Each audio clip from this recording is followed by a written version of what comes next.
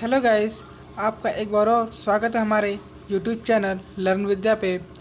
आज हम पढ़ेंगे स्वप्रेरण व स्वप्रेरण गुणांक, जो कि क्लास 12 का मोस्ट इम्पॉर्टेंट टॉपिक है। और यह एग्ज़ाम में 3 नंबर का आता है एक क्वेश्चन। इसी पे एक स्वप्रेरण गुणांक पे आता है और स्वप्रेरण का थ्योरी लिखने के लिए आता है।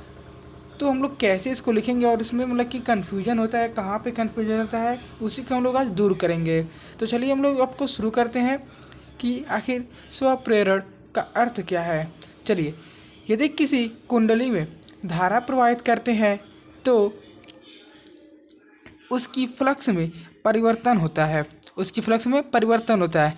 मान लो किसी कुंडली है ना, मान लो कोई भी कॉइल है, कुंडली है, उसमें हम लोग धारा परिवर्तन मतलब कि धारा प्रवाहित कर रहे हैं तो उसके फ्लक्स में परिवर्तन हो जाते हैं और जिसके कारण ईएमएफ की उत्पन्न होती है।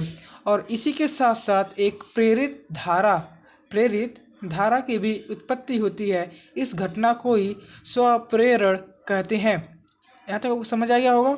तो बताइए, ये हम लोग का अब डेरिवेशन मतलब कि कैसे होता है। बहुत लोगों को कन्फ्यूजन होता है कि भाई मतलब कि ये कैसे मतलब कि कैसे ला देते हैं हम लोग। तो चलिए, हम लोग क्या पढ़े हैं अभी, किसके कारण ये धारा उत्पन्न हो रही है।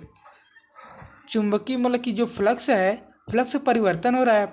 कब हो रहा है, फिर से ध्यान दीजिएगा।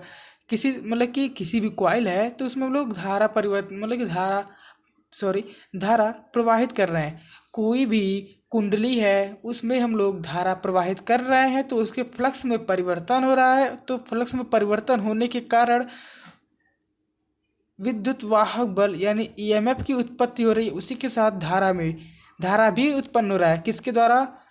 फ्लक्स परिवर्तन के द्वारा। तो वही हम लोग लिखे हैं, फ्लक्स जितना परिवर्तन होगा ना फ्लक्स में, उसके समानुपाती क्या होगा? आई। किसके समानुपाती है? फ्लक्स बदल रहा है तो मानो हमारे पास प्रेरित धारा उत्पन्न हो रही है। बस यही से हम लोग लिया गया है। कहाँ से लिया गया है? कुंडली में धारा प्रवाहित करते हैं तो उसकी फ्लक्स में परिवर्तन होता है कि यहाँ पे फ्लक्स में परिवर्तन होता है तो उसके कारण ईएमएफ की उत्पन्न होती है तथा इसी के साथ साथ प्रेरित धारा उत्पन्न होता है। यह घटना ही स्वप्रेरण कहलाता है। स्वप्रेरण बोले ना, अभी यहाँ पे फ्लक्स में परिवर्तन हो रहा है तो क्या उत्पन्न हो रहा है? प्रेरित धारा भी उत्पन्न हो रहा है। तो वही फ्लक्स परिवर्तन और प्रेरित धारा, जितना ही फ्लक्स परिवर्तन होगा ना दोस्तों, उतना ही प्रेरित धारा भी उत्पन्न होगा। उसी के आधार पर हम लोग ये डेरिवेशन लिया गया है। चलिए, फ्लक्स इज इक्वल टू अनुक्रमानुपाती यानी समानुपाती का साइन हटाएंगे तो एल आ जाएगा। एल क्या है यहाँ पे? स्वप्रेरण गुणांक। स्वप्रेरण गुणांक यहाँ पे उड़ा होगा, स्वप्रेरण गुणांक एल है।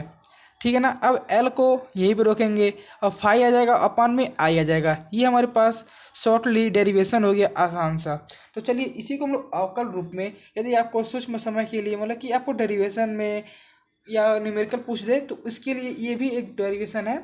चलिए, फ्लक्स परिवर्तन क्या है और फ्लक्स अभी देखिए, इसी का हम लोग अवकल समीकरण लिख रहे हैं। किसका? इसी का अवकल रूप में d phi upon d t यानी फ्लक्स में परिवर्तन और एल आई यानी कि चुंबकीय स्वप्रेरण व धारा में उसका मतलब कि अवकलन ऐसे लिख लेंगे। तो चलिए, इसको हम लोग तो ऐसे लिख ही लेंगे और जो मतलब कि कांस्टेंट होता है, गुणांक है, तो गुणांक को बाहर ला देते हैं और उसका अवकलन कर देंगे। तो हम लोग क्या पढ़े हैं पीछे? ईएमएफ। ईएमएफ क्या होता है मतलब कि फैराडे का दूसरा नियम क्या है? जितना फ्लक्स परिवर्तन होगा उतना ईएमएफ उत्पन्न होगा। तो वही फ्लक्स परिवर्तन के कारण ईएमएफ उत्पन्न होगा। यहाँ पे आ गया एल और D I by D T. ये हम लोग का एक सूत्र और बन गया, एक सूत्र और बन गया ये पूरा। ठीक है ना, एक सूत्र ये बन गया। यदि D I by D T ये इसी कुंडली में एकांक धारा एकांक समय के लिए प्रवाहित किया जाए तो क्या होगा?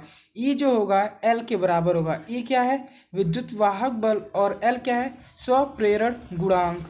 स्वप्रेरण गुणांक। यदि यहाँ पे माइनस क्यों लिए हैं? क्योंकि हम लोग देखते हैं कि जो ईएमएफ उत्पन्न होता है ना, वो माइनस के वो फ्लक्स के परिवर्तन के बराबर होता है यानी विरोध करता है, इसलिए माइनस लगाते हैं। ओके, यहाँ से हम लोग का क्या पूरा हो गया, स्वप्रेरण गुणांक आसानी से समझ गए, आसानी भाषा में।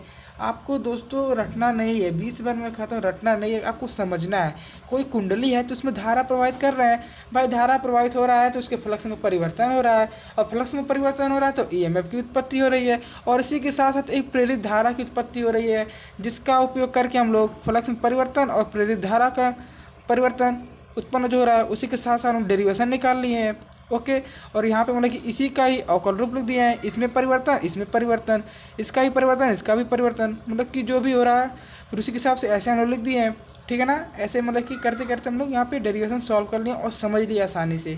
तो इसी तरह दोस्तों आप लोग बस समझिए, समझ कर खुद से लिखना शुरू कीजिए।